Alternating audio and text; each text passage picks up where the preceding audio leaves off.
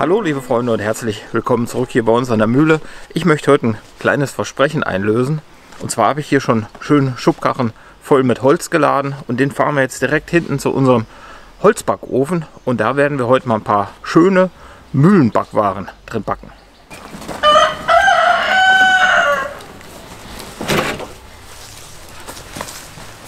So, bevor wir das Ganze jetzt in den Ofen packen können, müssen wir es auch noch einmal über die Bandsäge jagen, weil die Meterstücke einfach zu lang sind.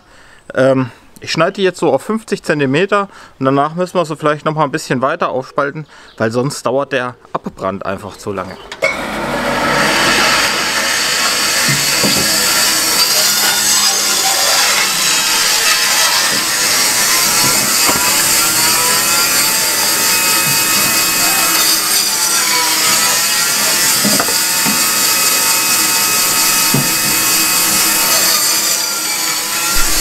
Den Anlass nehme ich natürlich gleich nochmal, um herzlich Danke zu sagen. Einmal für diese wunderschöne Spaltaxt, die wir jetzt gleich einsetzen werden.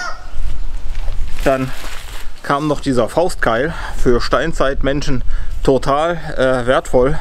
Und für die, die Holz spalten wollen, noch viel wertvoller. Den nehmen wir jetzt auch gleich mit dazu. Leider weiß ich nicht genau, von wem die beiden Teile gekommen sind, weil es war bei der Amazon-Lieferung kein Absender dabei. Deswegen würde ich mich freuen, wenn ihr mir mal schreibt, von wem das kam, damit ich mich auch herzlich dafür bedanken kann. Dann kam von Wolfgang hier einmal ein Harzlöser. Den werden wir mal einsetzen und meine Hauptmotorsäge damit reinigen. Das würde ich gern mal versuchen. Und dann herzlichen Dank an Thomas Schwarz. Geniale Sache. Kamen noch ein paar schöne Schrubbscheiben von meiner Amazon-Wunschliste. Die werden es auch gut haben bei mir, wobei ihr Überleben nicht von langer Dauer sein wird, weil die gehen bei mir weg wie warme Semmel. Vielen Dank.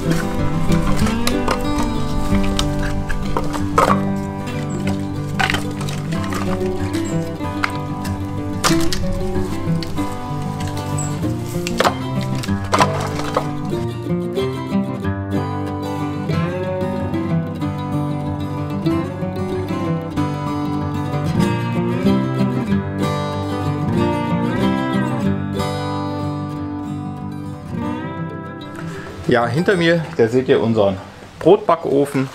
Ich habe den selbst gebaut, schon ein paar Jahre her. Das war, als ich hier den Freisitz gebaut habe. Ich habe mich damals für einen Kuppelofen entschieden. Das ist also eine Ofenform, die während der Backperiode nicht nachgeheizt werden kann. Man bestückt den jetzt einmal mit Holz, dann lässt man den abbrennen und die Schamottsteine, aus denen der gebaut ist, die heizen sich auf und dann hat man eine gewisse Zeit darin zu backen. Und dann fängt man mit den Backwaren an, die die meiste Hitze vertragen. Das heißt, man kann zuerst eine Pizza drin backen, dann Brot und im späteren Verlauf könnte man noch mal Kuchen backen. Kuchen sparen wir uns heute, aber Pizza und Brot habe ich mir auf die Agenda geschrieben. Wir stecken den Ofen jetzt an, also das heißt den Füllraum, den setzen wir in Brand. Dann kann der Ofen sich aufladen Wenn er sich aufgeladen hat, dann können wir die Zwischenzeit nutzen, um dann unser Mühlen-Pizza-Geheimrezept vorzubereiten. Und ihr seid live dabei, aber nicht weiter voran.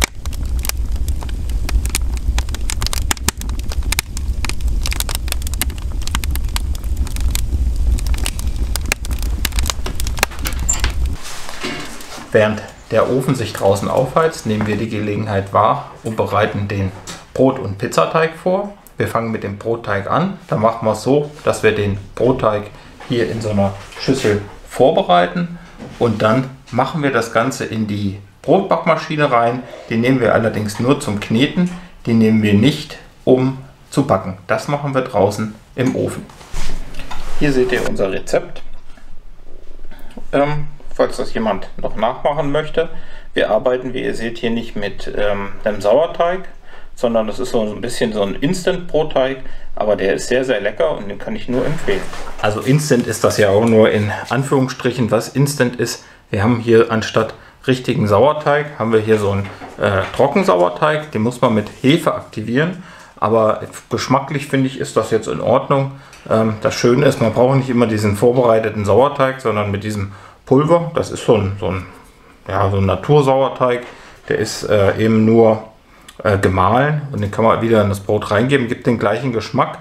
Der ist aber immer so weit schon vorbereitet, dass man direkt mit dem Backen loslegen kann. So, den Sauerteig, Natursauerteig habe ich schon dazugegeben.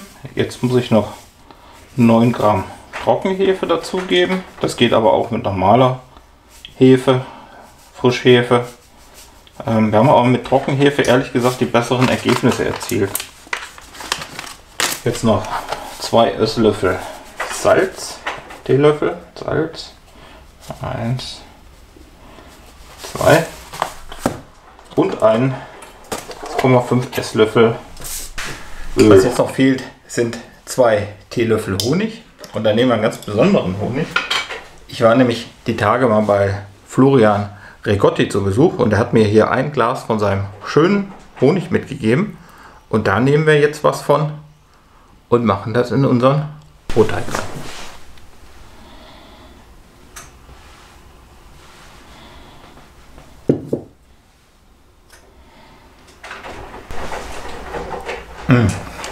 Auch äußerst fein.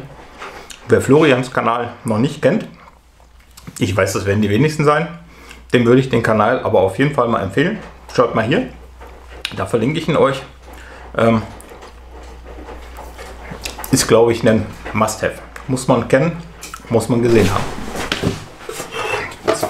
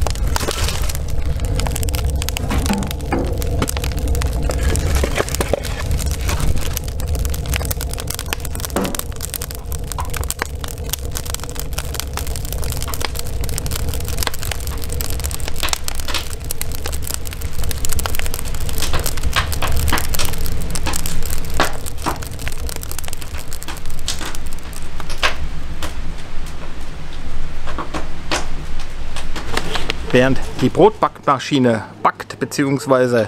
ihren Job als Teigvorbereiter nachkommt und drin den Brotteig ordentlich durchmengt, verrate ich euch hier mal unser geheimes Mühlen-Pizza-Rezept. Aber pssst, das habe ich, wie ihr hier sehen könnt, da von einem Kollegen aus Ostanatolien bekommen. Und das ist wirklich ein ganz hervorragendes Rezept, finde ich. Das sind 500 Gramm Mehl, aber nicht irgendein Mehl, sondern wir nehmen immer spezielles Pizzamehl.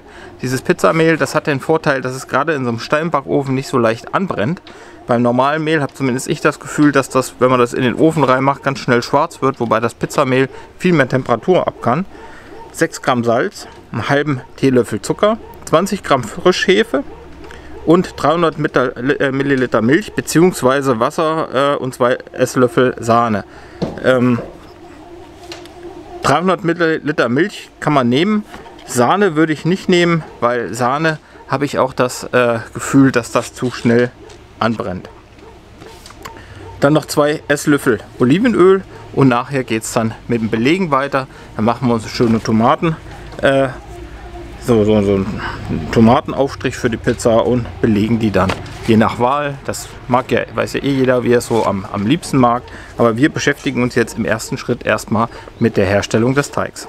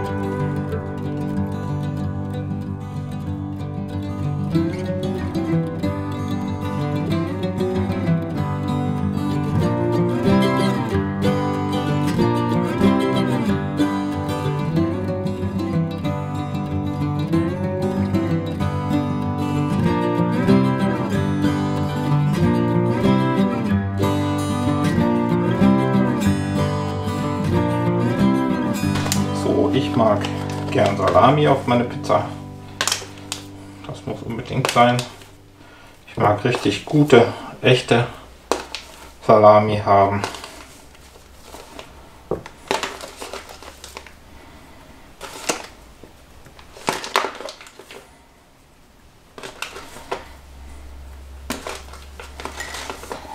Dann kommt jetzt das Knoblauchöl.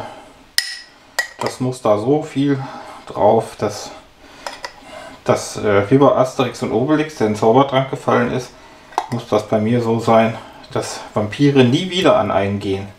Für immer muss das vorbei sein. So, dann noch lecker Gorgonzola. Das finde ich persönlich ist der Oberknaller. Gorgonzola ist einfach nur richtig geil. Darf auf keiner Pizza fehlen. So, als letzte Zutat dann noch etwas Streukäse oben drauf.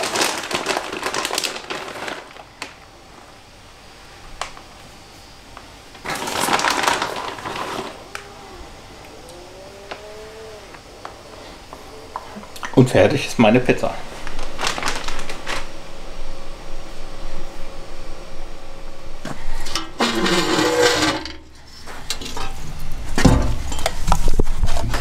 Der Ofen ist jetzt gut durchgeheizt. Das merkt man, wenn man den jetzt von außen anpackt. Dann ist der überall richtig heiß, also so heiß, dass ich hier meinen Arm nicht lang drauf liegen lassen kann.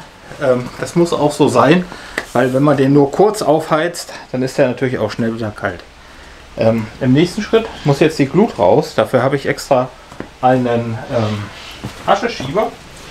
Den habe ich hier. Das ist eine Messingbürste mit dem Ascheschieber. Das habe ich so gebaut. Hier kann man jetzt den Schubkarren drunter fahren und dann zieht man die Glut raus. Ein klein bisschen kann man drin lassen. Da hat man da drin noch ein bisschen Innenbeleuchtung. Aber das Gros muss eigentlich raus, damit man da drin gut backen kann. Wichtig dabei ist, das ist sehr heiß und dafür habe ich dann hier diesen Schweißerhandschuh, weil sonst verbrennt man sich da drin ziemlich dolle die Finger. Das ist jetzt Schubkarrensterilisation. Dann nehme ich den Ascheschieber.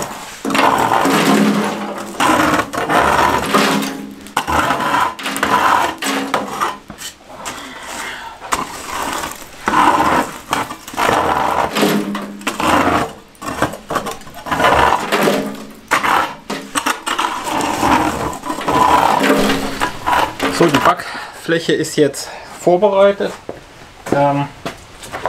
aber das ist natürlich jetzt noch staubig und dreckig und ein bisschen Glut ist natürlich auch noch drin. Deswegen machen wir jetzt Trick 17. Da brauchen wir ein bisschen Küchenrolle und einen Eimer Wasser für.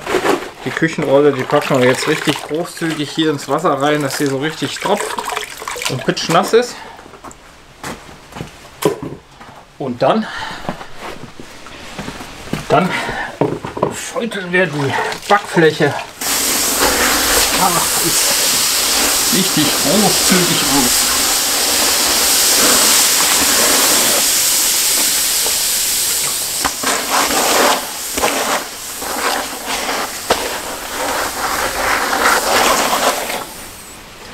Das sieht zwar jetzt im ersten Moment so aus, als wenn wir das...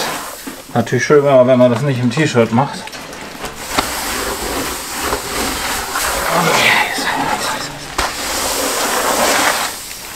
Das sieht so aus, als wenn wir den Ofen wieder löschen würden. Aber das hat den Effekt, dass die Backfläche jetzt richtig schön sauber und keine Asche und kein Sand und nichts mehr auf der Backfläche verblieben ist. Weil dieses Wasser, was jetzt auf die Backfläche kommt, das geht sofort in Dampflage und bläst quasi wie so ein Druckluftgebläse hier unsere gesamte Backfläche frei von dem Zeug, was noch drauf liegt. Wie gesagt, nicht so gut mit T-Shirt, weil das verkräuselt irgendwie die Armhaare und das riecht auch nicht so gut. Die Pizzen habe ich jetzt hier vorbereitet und nun nehme ich mir hier so einen Brotschieber, Da habe ich mir hier einen aus Edelstahl besorgt. Und mit dem kann ich jetzt die Pizzen in den Ofen befördern.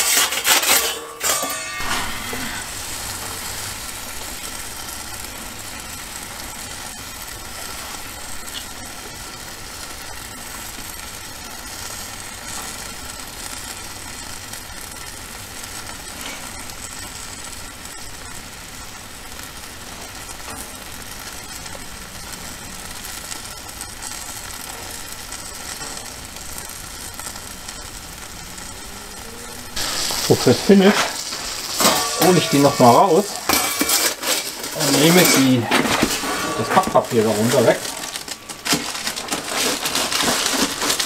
damit der Teig auch schön durchgebacken wird auf dem Stein.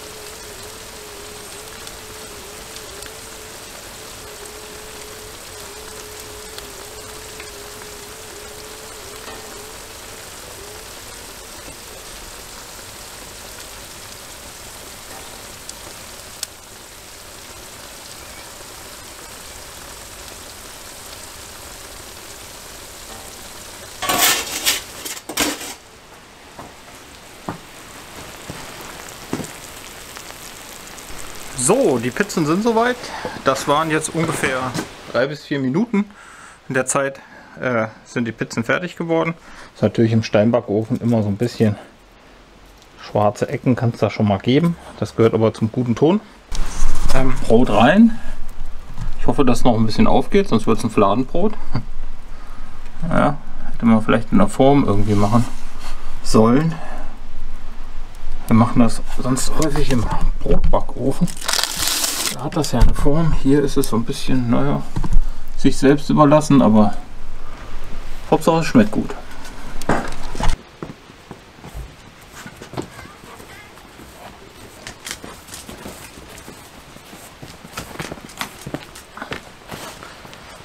Ja, das sind unsere Mühlenbackwaren.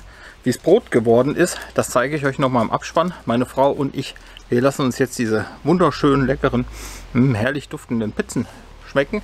Dazu würde ich eine Flasche schön spanischen Rotweins empfehlen. Also so schöner, trockener Rioja. Den kann man sich dazu gut schmecken lassen. Wie es Brot geworden ist, wie gesagt, zeige ich euch noch mal im Abspann. Ich hoffe, es hat euch gefallen. Ihr seht, das lohnt sich eigentlich, wenn man noch viel mehr als nur zu zweit ist. Das heißt, wenn man mal hier so ein, keine Ahnung, 10 Leute hat, dann ist man relativ schnell fertig. Man kann immer 2, 3 Pizzen auf einmal reinmachen und dann lohnt sich eben auch das Anheizen vom Backofen richtig. Deswegen zu zweit machen wir das eigentlich relativ selten. Aber wie gesagt, ihr habt es euch gewünscht und hier sind die fertigen Pizzen. Ich wünsche euch was. Schaltet mal wieder ein. Hier gibt es ja immer spannende Sachen an der Mühle. Wir machen auf jeden Fall im Mühlraum weiter. Da geht es weiter an dieser historischen Mahlanlage. Und ich will auch noch mal irgendwas zu einem Holzspalter machen. Ich bin ja noch so ein bisschen in der Entscheidungsfindung, was ich mir da kaufen will. Vielleicht mache ich mal so ein Holzspalter-Kauf-Entscheidungsvideo. Mal gucken, da lasse ich mir was Schönes einfallen. Ich würde mich freuen, wenn ihr dabei sein würdet. Schaut auch mal bei Stefan, bei Bungi 81 vorbei. Kommt wieder hierher zurück zur Obermühle. Hier gibt es ja immer lecker Pizza. Und bis dahin, macht's gut. Ciao. Tschüss.